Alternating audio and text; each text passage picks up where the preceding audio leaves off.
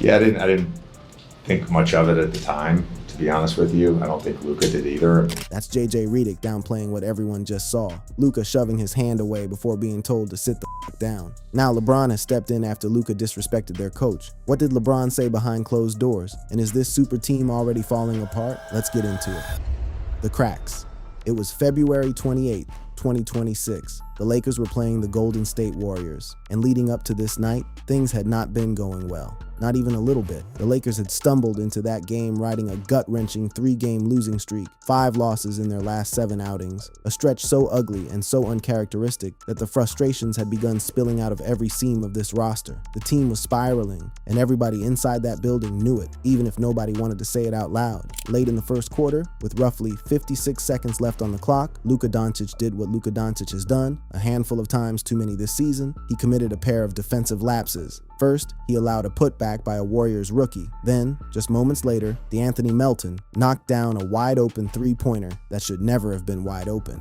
Coach JJ Redick had seen enough. He waved in LeBron James to replace Luka. And Luka signaled that he wanted to stay in. He wanted to finish the quarter, but Redick overruled him. And that is where everything went sideways. As Luka walked toward the bench, past Redick on the sideline, Redick reached out to grab Luka's arm, or perhaps offer a fist bump, some kind of gesture meant to communicate, but Luka shrugged it off. He brushed the hand away and kept walking, eyes forward, jaw tight, without so much as a sideways glance at his head coach. And Redick, a first-year coach, a man who had never coached a single NBA game before this season, did something that you do not see from most rookie head coaches. He followed Luka down the sideline. He pursued him directly to the bench and confronted him, face to face. Now, what happened next was captured on fan footage and dissected frame by millions of people online. A professional lip reader who goes by the name Legend Z, widely cited across major outlets, broke down the exchange word for word. Redick, standing over a seated Luka, apparently said, "What's your problem? What's your problem?" And then, "You pushed my hand away. What are you so upset about?" And Luka, he looked up and said 2 words, "I didn't." That is when, according to the lip reader, Redick told his franchise star to, and I am quoting this verbatim, "sit down," to which Luka shot back, "What, yo?" And then Luka stood up. He rose from the bench as if he were about to follow his coach back onto the sideline and continue the confrontation in front of the entire arena. That is the moment, that exact fraction of a second, where this could have become something far, far worse. But it didn't. And the reason it didn't has a name: Jared Vanderbilt. Vanderbilt, seated nearby, immediately stood up. He positioned himself directly between Luka and the path toward Redick. And here is the genius of what Vanderbilt did. He didn't grab Luka. He didn't scream. He started clapping. He started cheering, dancing even, celebrating the game as if nothing at all was happening. But his body was a wall. He blocked the path, put a hand on Luka's chest, and gently pulled him back down. Crisis averted. Fans on X called it A+ teammate behavior, and they were not wrong. But here is the thing that nobody seemed to be asking in the aftermath of that viral clip. The question that mattered far more than whether Luka and Redick were beefing. The question was, how did we get here? How did a team with LeBron James and Luka Doncic and Austin Reeves, a team sitting comfortably as the 3rd seed in the Western Conference, reach a point where its star player is brushing off his coach's hand and being told to sit down in language that would make your grandmother faint? The answer starts 4 days earlier. On February 24th, following a demoralizing 111-89 blowout loss to the Boston Celtics, Luka Doncic stood in front of reporters and said something that no one around this team wanted to hear out loud. He admitted, publicly and without any sugarcoating, that the chemistry between himself, LeBron, and Austin Reeves was simply not there yet. His exact words were striking in their honesty. The trio had, at that point, only started together in about 10 games. They were 6-4 in those starts, and injuries had robbed them of the reps they so desperately needed. LeBron was dealing with sciatica. Reeves had a calf issue. Luka himself was nursing a hamstring, and the numbers were brutal. When all 3 stars shared the floor, the offensive rating hovered around 109 to 111, bottom of the barrel by NBA standards. But when you took LeBron out and let Luka and Reeves run the show with low usage role players, the net rating exploded to a plus 14.7. The record climbed to 10-2. The offense flowed. The hierarchy was clear, and that was the uncomfortable truth sitting beneath every viral clip, every heated sideline exchange, every tense post-game press conference. The Lakers, statistically speaking, were a significantly better basketball team when their greatest player of this generation was not on the floor. Days later, Redick himself would speak about the viral confrontation with Luka. and he did it in a way that only a man completely unafraid of the moment would. Yeah, I didn't think much of it at the time, to be honest with you. I don't think Luka did either. Those words, delivered casually, almost dismissively, set the tone for how Redick wanted the world to see this. Not as a crisis, not as a fracture, but as something far more ordinary than the internet had made it. He and I have a great relationship. I really value our relationship. And I think those things happen, not every game, but they happen very frequently. And then Redick offered a perspective that only someone who had lived inside an NBA locker room could offer. He reframed the entire confrontation as something not only normal, but necessary. And, sometimes you have to rehash them with a player or, as a teammate, sometimes it happens player to player. It's a competition. He even went further, insisting that he actually encourages his players to push back, to challenge the coaching staff, to make their voices heard. Like player-led teams all the time. Like I encourage guys talking to me or talking to our coaches and bringing stuff up and telling us what they need. I don't know why it went viral. It felt very normal to me. And just like that, Redick wanted the world to move on. But the world was not ready to move on because something had happened the night before that Warriors blowout that cut even deeper than a sideline argument. And this time, the finger was being pointed squarely at the king himself. The blame game. February 25th, 2026. The Lakers are at home. The Orlando Magic are in town. And with 6.7 seconds on the clock, the Magic clinging to a 1-point lead after a Wendell Carter Jr. putback, the Lakers call timeout and draw up a play. The play is designed for one man and one man only, Luka Doncic. LeBron James takes the ball and stands on the baseline to inbound it. The play unfolds. Luka comes off clean on the left wing just beyond the three-point arc. He is open. He has the look. And then, in a decision that would haunt him for days, Luka hesitates. He later said he felt he was a little bit far. He took one dribble closer. He picked up his dribble. And in that split second of indecision, Paolo Banchero and Anthony Black collapsed on him in a double team. Luka was trapped. He swung the ball to LeBron, who was now guarded by Jonathan Isaac. LeBron caught it with 2.9 seconds remaining, pivoted, and launched a contested 27-foot fadeaway three that missed at the buzzer. Lakers lose 110-109. What happened next in the post-game press conference is what turned a tough loss into a full-blown controversy. I thought we had a good opportunity. Luka came off clean, and I think he, felt off balance, but we executed. LeBron, speaking to reporters, was asked what he saw on that final play. And his answer was measured, technically, but the implications were enormous. I thought he had a good look, and it looked like he kind of just lost his balance, didn't have a rhythm with the ball, whatever the case may be. He continued, noting his own positioning when the ball finally came his way.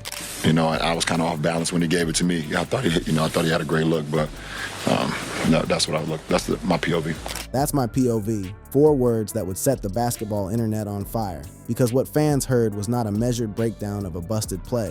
What fans heard was a 41-year-old legend publicly telling the world that his younger teammate had the shot and choked. Now, to Luka's immense credit, he did not dodge it, not even for a second. In his own interview, Luka addressed it head on. He said he knew he was open, but thought the distance was too far for his comfort. He said he should not have picked up his dribble. He should have attacked the basket instead. He took full ownership of the mistake. But the internet does not care about nuance. Headlines erupted across the Spun, Bleacher Report, and dozens of YouTube reaction channels with variations of the same accusation. LeBron James had thrown Luka Doncic under the bus. Fan reactions were savage. People accused LeBron of having no shame, of never taking blame for a loss in his entire career, of publicly dissecting his teammates' decision when the miss that actually lost the game was his own. And here's something that made this particular firestorm even more combustible. When Luka was asked directly whether he and LeBron had spoken about the play after the game, his answer was a flat, unambiguous no. They had not talked about it. The greatest player of his generation had publicly analyzed his co-star's mistake in front of cameras, and then, apparently, walked right past him without a word. Now, this would have been enough drama for most franchises to chew on for a month, but for these Lakers, this was merely the appetizer, because while the world was busy debating who was throwing throwing whom under the bus, Luka Doncic was quietly building toward a crisis of an entirely different nature.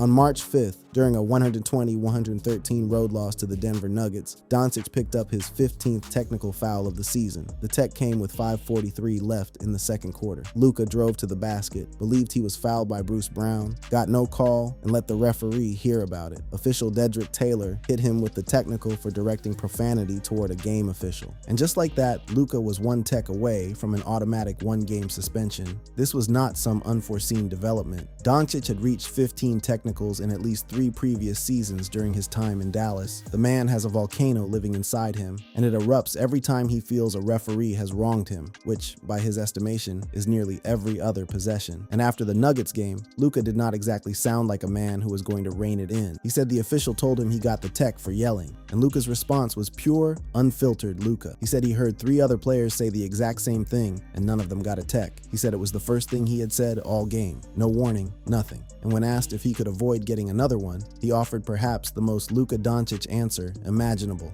We'll see. Can't predict the future. Redick, for his part, had addressed the situation before the tech count even reached 15. He publicly stated that Luka was aware that he's close and was actively trying to hold himself in check. After the 15th, Redick defended Luka's fire, saying he would take Luka all day long, despite the constant criticism that he complains too much. But the question lingered. With roughly 18 to 20 games left in the regular season and the playoffs around the corner, could the Lakers really afford to have their franchise centerpiece suspended for a game because he couldn't stop arguing with referees? And the frustration was clearly metastasizing. On March 4th, after a win over the Pelicans that pushed the team's streak to 3 games, Luka was asked, again, about the chemistry between the big 3. And this time, he did not even try to hide his irritation. He snapped at the reporter, "You guys going to ask me this question every night?" Every night. Then he reluctantly offered a diplomatic answer about the chemistry building every day, every game, but the body language told a different story. The averted gaze, the shrug, the terse, clipped delivery of a man who was reaching the absolute end of his patience. And on top of all of it, the blown last-second play, the sideline confrontation, the 15 technicals, the media blow-ups, there was still the biggest and most uncomfortable elephant in every room this team walked into: the data. The Lakers were 14-7 without LeBron James. They were 10-2 when Luka and Reeves played together without him. The offense posted a 124.2 rating in those games compared to 116.6 overall. Everything was cleaner, sharper, more decisive, and somebody, whether it was a reporter, an analyst, or a teammate, was eventually going to have to say it out loud. That somebody turned out to be JJ Redick, and what he said next would change everything.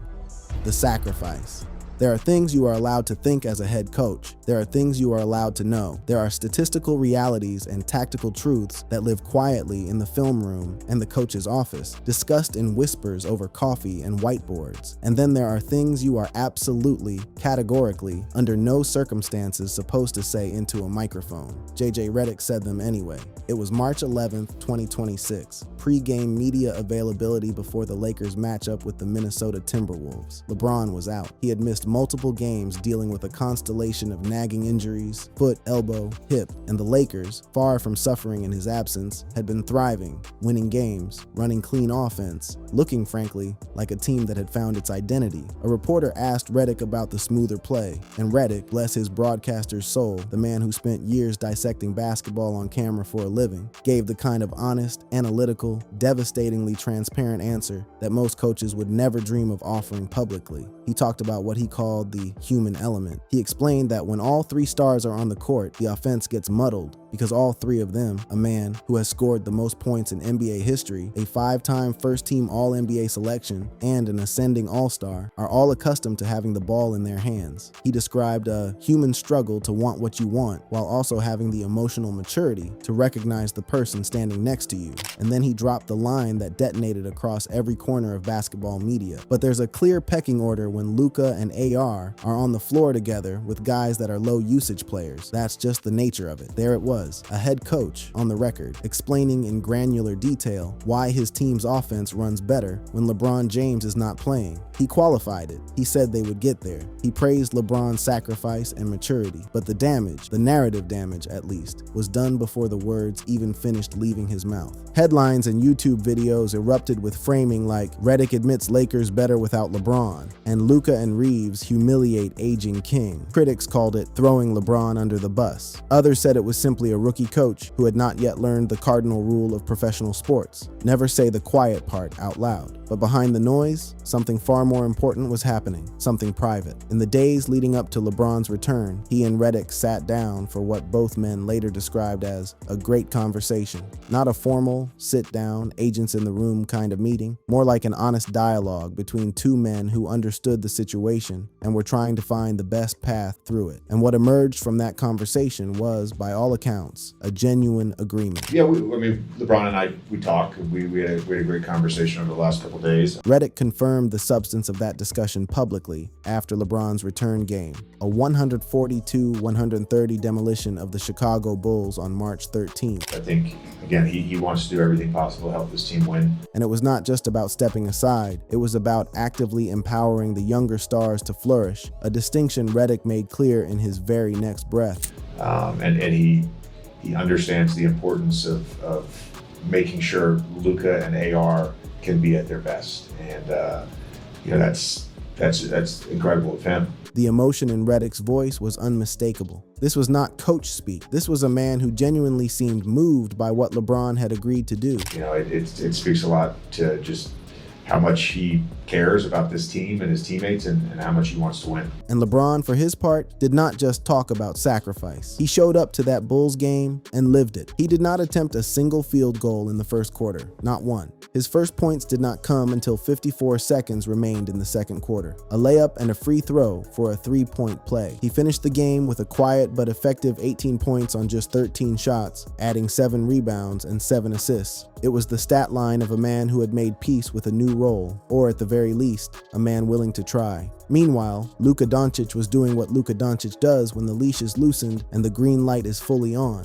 He scored 51 points. Austin Reeves poured in 30. The starting group combined for 137 points, the most by any starting 5 in 20 years. The offense hummed. The hierarchy was clear, and the Lakers won by 12. Redick even joked about LeBron's passive early start, the kind of joke you can only make when both sides are in on the arrangement. The first 4 times I ran a play for you, you didn't even look at the basket. And he's like, I'm trying to get the feel for him. That lighthearted exchange told you everything. This was not a man being pushed out against his will. This was a man adjusting in real time to a reality he had accepted, but the moment that truly stunned people, the moment that, more than any statistic or press conference, captured the soul of what this team is trying to become, came from the most unexpected source. After the game, Luka Doncic stood in front of reporters and, completely unprompted, said this: "We got to get him some more shots and keep getting him involved on offense." He was talking about LeBron, the same LeBron who, just weeks earlier, had publicly analyzed Luka's hesitation on a buzzer beater. The same LeBron whose very presence on the court had been statistically linked to a worse offense. The same LeBron who some fans had taken to calling a cancer and accusing of sabotaging the team. And here was Luka, the franchise's present and future, advocating for more involvement from the 41-year-old, not less. Every major outlet, ESPN, Yahoo Sports, The Athletic, Bleacher Report, framed it as genuine, not a dig, not passive aggression, not a subtle shot at the coaching staff, just a young superstar recognizing that his team needs its elder statesmen engaged, not marginalized, if they are going to make a real run in the postseason.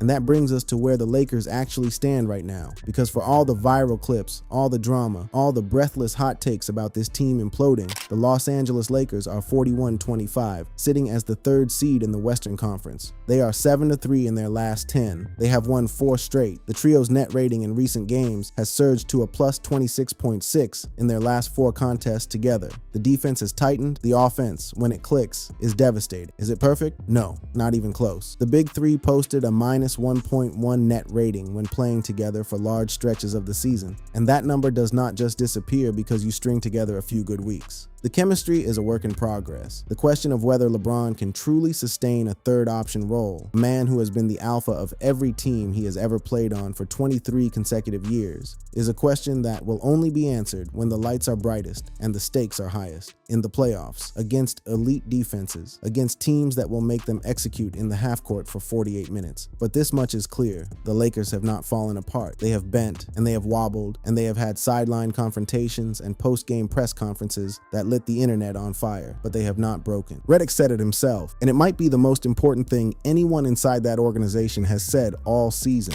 And, there's two guys here who, in this case, are trying to win a basketball game and be on the same page about stuff. And two guys trying to win and trying to get on the same page. That is it. That is the whole story. Not a feud, not a fracture, not a team tearing itself apart. Just a group of fiercely competitive men doing the ugly, uncomfortable, deeply human work of figuring out how to coexist and win before time runs out. Whether they succeed is the only question that matters now. Thank you for watching. If you enjoyed watching this video, click on one of the boxes playing on your screen to watch more similar content.